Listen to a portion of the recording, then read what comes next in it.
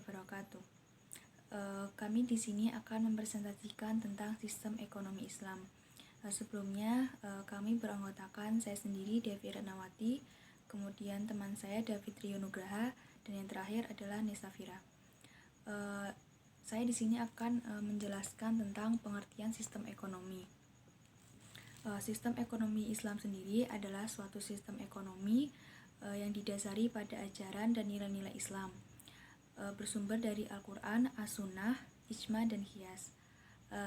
Ini telah dinyatakan dalam Al-Quran dalam surat Al-Ma'idah ayat 3. Sistem ekonomi Islam itu berbeda dengan sistem ekonomi kapitalis dan juga sosialis. Sistem ekonomi Islam memiliki sifat-sifat baik dari sistem ekonomi kapitalis dan juga sosialis, namun terlepas dari sifat buruknya. Kemudian, sistem ekonomi Islam adalah suatu sistem yang tidak lahir dari hasil akal manusia, namun sebuah sistem yang berdasarkan ajaran Islam yang bersumber dari Al-Quran dan hadis, yang kemudian dikembangkan oleh pemikiran manusia yang memenuhi syarat dan juga ahli dalam bidangnya. Sistem ekonomi Islam sendiri mempunyai perbedaan yang mendasar dengan sistem ekonomi yang lainnya, di mana dalam sistem ekonomi Islam terdapat nilai moral dan juga nilai ibadah dalam setiap kegiatannya. Kemudian selanjutnya ciri-ciri dari sistem ekonomi Islam. Yang pertama, ciri-ciri dari sistem ekonomi Islam yaitu adanya pengakuan terhadap hak individu, namun dibatasi agar tidak terjadi monopoli yang dapat merugikan masyarakat. Yang kedua, adanya pengakuan akan hak umat maupun untuk umum, di mana hak umat itu lebih diutamakan dibanding dari hak lainnya. Yang ketiga, adanya keyakinan bahwa manusia hanya memegang amanah dari Yang Maha Kuasa, sehingga segala kelimpahan harta yang dimiliki itu berasal dari Allah Sang Maha Segalanya. Kemudian yang keempat, itu adanya konsep halal dan haram, di mana semua produk, barang atau jasa harus bebas dari unsur haram yang dilarang oleh agama Islam. Kemudian yang kelima, adanya sistem sedekah, yaitu distribusi kekayaan yang dimiliki secara merata dari yang kaya kepada yang kurang mampu. Yang keenam, tidak memperbolehkan adanya bunga atau tambahan dari suatu pinjaman, sehingga hutang-hutang hanya memperbolehkan konsep bagi hasil. Dan yang terakhir adalah adanya larangan menimbun harta kepada umat Islam. Larangan ini dianggap dapat menghambat aliran harta dari yang kaya kepada yang miskin, dan dianggap juga sebagai kejahatan yang besar. Kemudian selanjutnya ada tujuan dari sistem ekonomi Islam. Tujuan dari sistem ekonomi Islam antara lain yang pertama yaitu pemenuhan kebutuhan dasar manusia, yaitu papan, sandang, pangan, kesehatan, dan juga pendidikan untuk segala lapisan masyarakat. Kemudian yang kedua, memastikan kesamaan kesempatan bagi semua orang. Dan yang ketiga, mencegah terjadi pemusatan kekayaan dan meminimalkan ketimpangan dana, distribusi pendapatan dan kekayaan di masyarakat. Kemudian yang keempat, memastikan untuk setiap orang kebebasan untuk mematuhi nilai-nilai moral. Dan yang terakhir yaitu memastikan stabilitas dan juga pertumbuhan ekonomi. Assalamualaikum warahmatullahi wabarakatuh. Saya Nasawiro Rasali 2019043027 akan menjelaskan mengenai prinsip ekonomi Islam, ruang lingkup ekonomi Islam, dan sumber-sumber dalam ekonomi Islam. Yang pertama yaitu prinsip-prinsip dalam ekonomi Islam. 1. Menjaga kesenjangan sosial.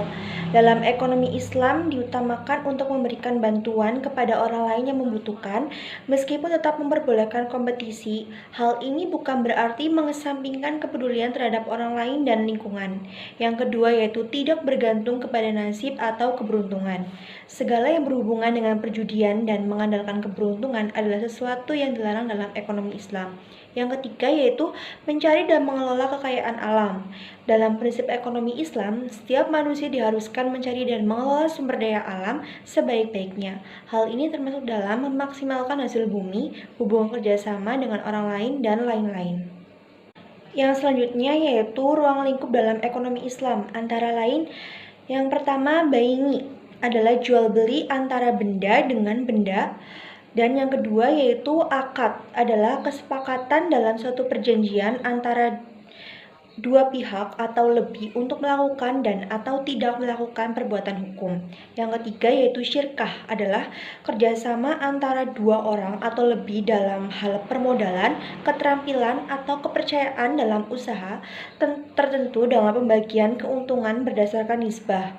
Yang keempat yaitu mudarobah adalah kerjasama antara pemilik dana atau penanam modal dengan pengelola modal untuk melakukan usaha tertentu dengan pembagian keuntungan berdasarkan nisbah. Yang kelima yaitu muzaroah adalah kerjasama antara pemilik lahan dengan penggarap. Yang selanjutnya yaitu sumber dalam ekonomi Islam. Yang pertama ada Al-Quran. Al-Quran adalah sumber pertama dan utama bagi ekonomi syariah. Di dalamnya dapat kita temui hal ihwal yang berkaitan dengan ekonomi dan juga terdapat hukum-hukum dan undang-undang diharamkannya riba dan diperbolehkannya jual beli.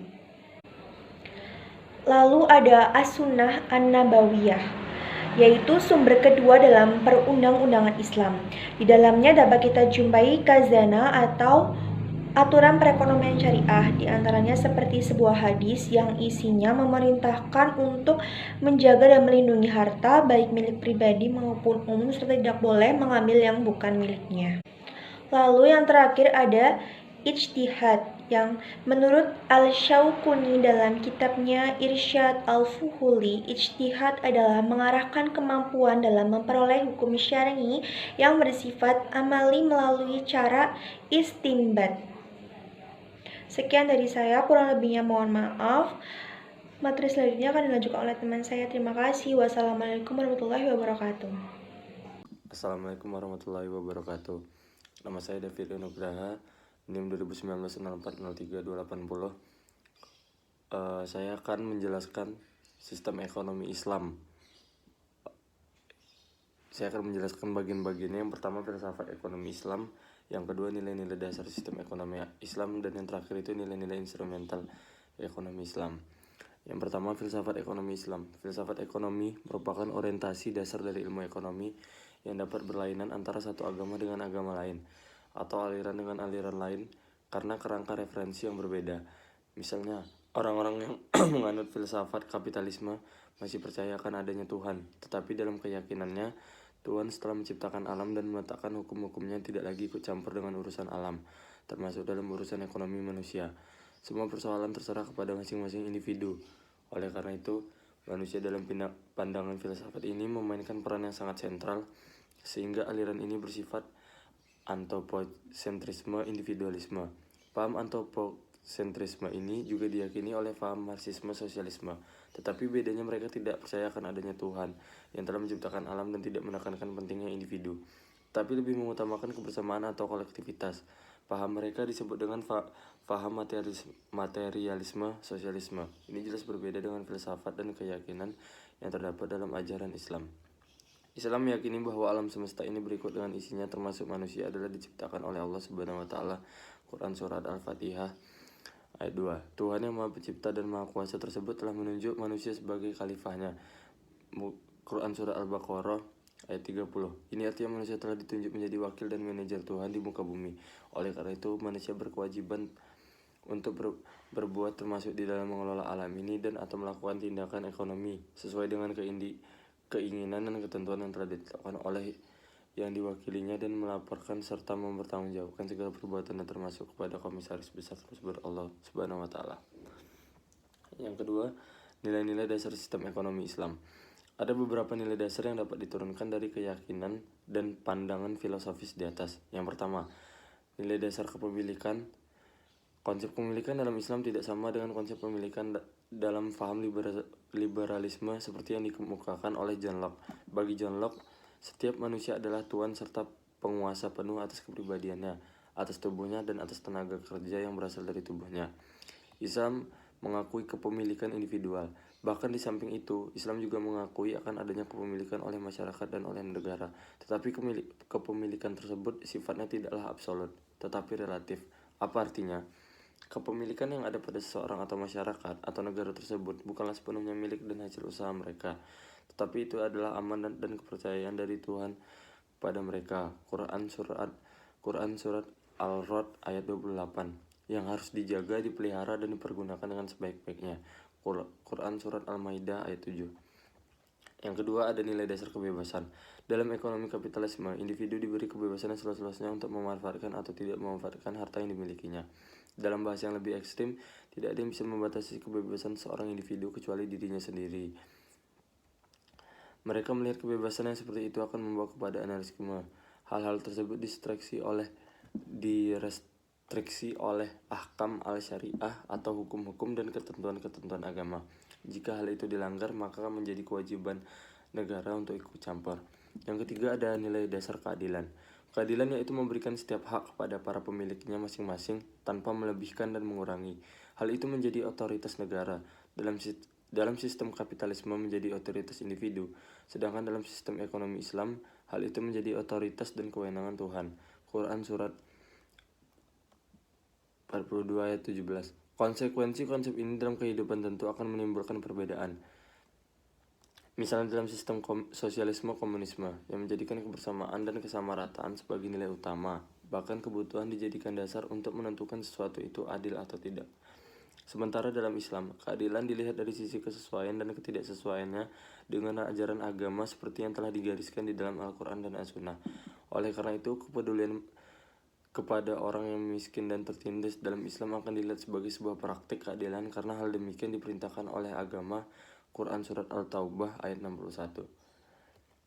Keempat, nilai dasar keseimbangan. Sistem ekonomi kapitalisme lebih mementingkan individu daripada masyarakat sehingga orang merasakan harga diri dan eksistensinya. Orang diberi kesempatan untuk mengembangkan segala potensi dan kepribadiannya.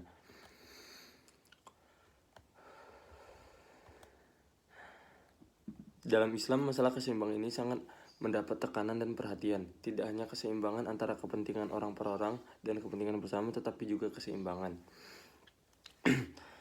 Yang kelima, nilai dasar persaudaraan dan kebersamaan. Persaudaraan dan kebersamaan merupakan nilai yang utama dan pertama. Untuk itu, agar nilai-nilai tersebut tidak rusak dan tidak terganggu, maka kepemilikan individual yang menjadi penyebab terjadi perselisihan dan persengketaan harus dihapuskan dan digantikan oleh negara yang mengatur produksi, distribusi, dan konsumsi masyarakat, sehingga dengan demikian secara teoritis tidak akan ada kesenjangan sosial ekonomi dan permusuhan. Nilai-nilai instrumental ekonomi Islam. Pada masa awal Islam, zakat dihimpun oleh negara dan merupakan sumber pendapatan utama negara. Zakat pada waktu itu benar-benar merupakan sarana utama untuk menciptakan keadilan sosial, politik, dan ekonomi. Aktivitas ini benar-benar berfungsi menciptakan persaudaraan dan kebersamaan di kalangan umat, karena dana zakat merupakan salah satu pilar penting dari sumber dana jaminan sosial. Adanya instrumen ini secara ekonomi tentu memiliki beberapa makna, yakni yang pertama, zakat mendorong terjadinya pendistribusian pendapatan dan kekayaan dari orang yang punya kepada orang yang miskin atau yang memerlukannya. Yang kedua, zakat secara langsung atau tidak tentu akan mempunyai pengaruh nyata terhadap tingkah laku konsumsi umat dan penciptaan lapangan kerja apabila zakat tersebut dikelola melalui usaha-usaha produktif, sehingga secara sosial zakat dapat memberikan dampak bagi terciptanya keamanan masyarakat. Yang ketiga, zakat dapat meningkatkan produktivitas dan daya beli masyarakat dan serta membendung inflasi. Yang kedua, pelarangan riba. Nilai instrumental ini sangat terkait dengan pemberantasan praktik kezaliman dan ketidakadilan. Quran surah Al-Baqarah ayat 278-279. Secara sempit, penghapusan riba berarti penghapusan eksploitasi yang terjadi dalam utang piutang maupun jual beli. Yang ketiga, kerjasama ekonomi. Sistem ekonomi Islam sangat dianjurkan adanya kerjasama dalam semua tingkat kegiatan ekonomi, baik pada sektor produksi maupun distribusi dan konsumsi. Yang terakhir adalah jaminan sosial. Islam memberikan jaminan terhadap tingkat dan kualitas hidup yang minimum bagi seluruh lapisan masyarakat. Quran surah At-Taubah ayat 6.